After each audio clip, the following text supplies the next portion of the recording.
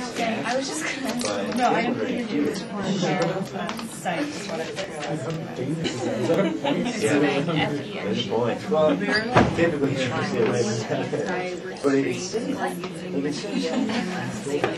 we're harder than themselves, us, or one together. Otherwise, like, we would do like everything in our. That's what actually I was there because I was like, looking at monsters. And then I thought reduce their aggression, or like, you know, when they were like starting to escalate, and then we were like, it's just really bizarre.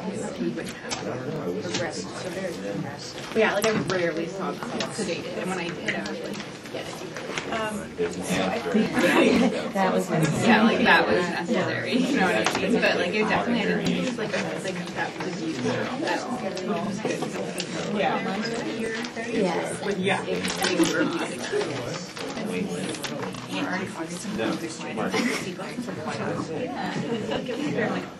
I can't. I have no idea. I don't even know how to work this. I need a lesson. Hang on a second. You know what I mean? Like it was so difficult. I couldn't figure it out. Where was this? That's actually really hard. Yeah. With they also do a forfeit, right? So that when they're on the steeps, they have two skags in, so they're solid in place. So they actually have more back, so they can get more. The guy that won the Mavericks, their contrast.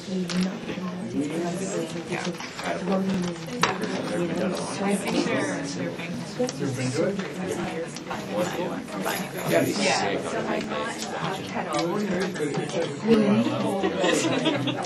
We've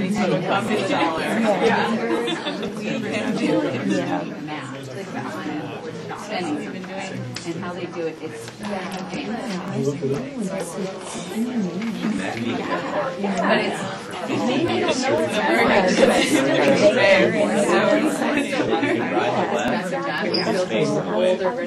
You thought that older left was really cute. And now, you know, of course, it's like, yeah, everyone rides right, but it's ridiculous.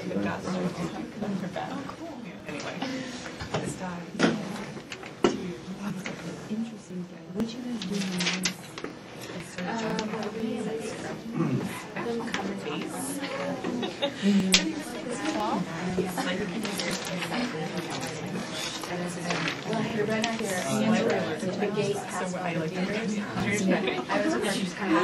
So picking up again,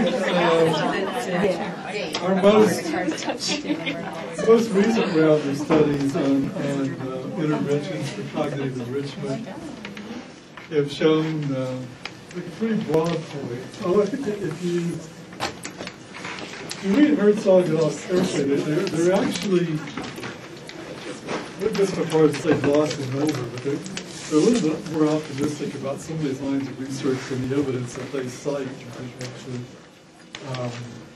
enables them to leave it.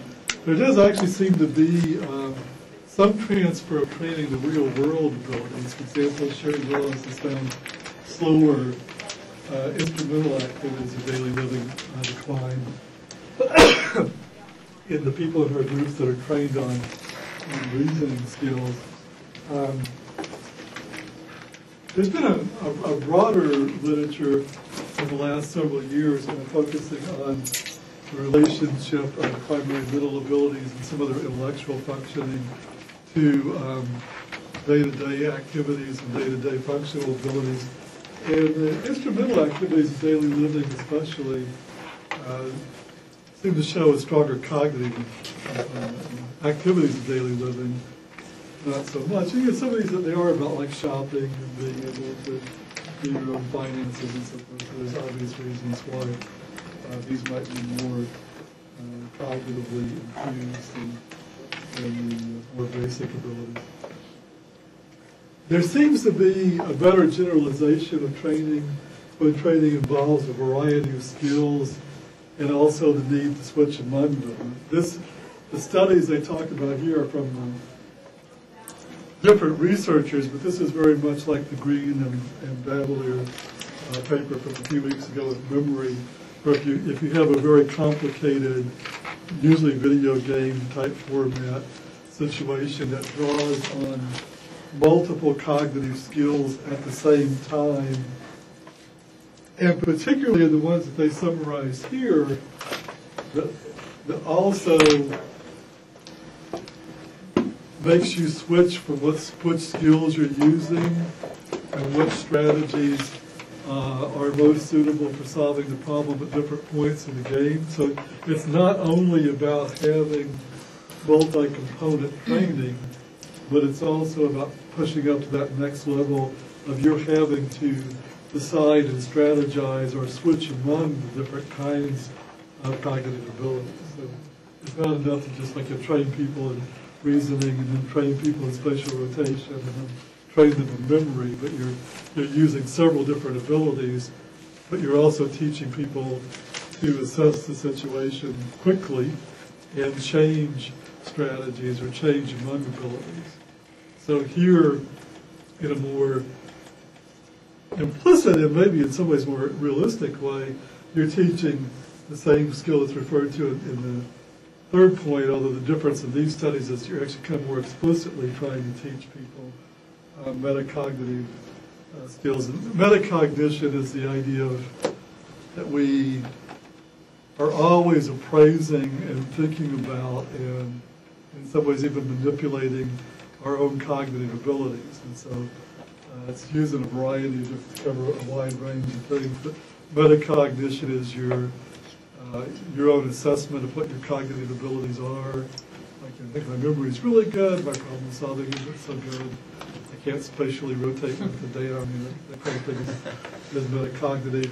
As well as, you look at a situation, you look at a class, or you look at a problem, and you think, okay, well, here's the abilities that I'm going to need to be able to do this, and knowing that I'm good at these abilities and not so good at these others, and here's how I'm going to make this work for me. So in this third bullet point, the interventions specifically train people on strategies, and then they also take the next step. They don't just teach people, okay, this is a good strategy to use in this situation, which, as we know from the general failure of people to use that information in the memory studies from a few weeks ago, doesn't seem to actually get utilized. They then teach people the procedures for actually using those strategies in particular situations. And they actually start off with a kind of interesting example of people with dementia. And then go on to talk about some people with normal aging. So, in some ways, not surprisingly, once you've gotten there, but I think it's interesting how they get to this point.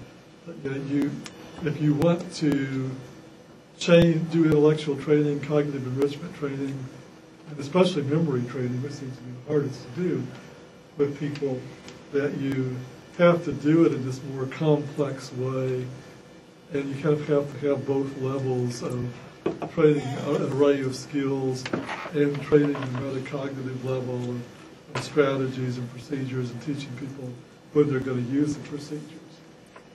And, I don't know how much you guys actually come to class or are monitoring at all the Blackboard discussions. We get some really detailed discussions about this stuff. Some of the best I've had since I've been teaching, actually. I'm experiencing this one. I should have required all of you guys to participate too. There would be like 60 things that are really study. By the way, a good strategy for approaching it, if you're going to approach it, is you should check in like every day, because if you only do it like once a week, then there's like 200. People obviously go over that. So you just do your email and but, I have another good strategy. You read what Dr. Knight wrote, and then depending upon what you answered, whether I read the parent or not, because otherwise so many of them are not great that I get even more confused. Oh, so I read what you. I'm telling you.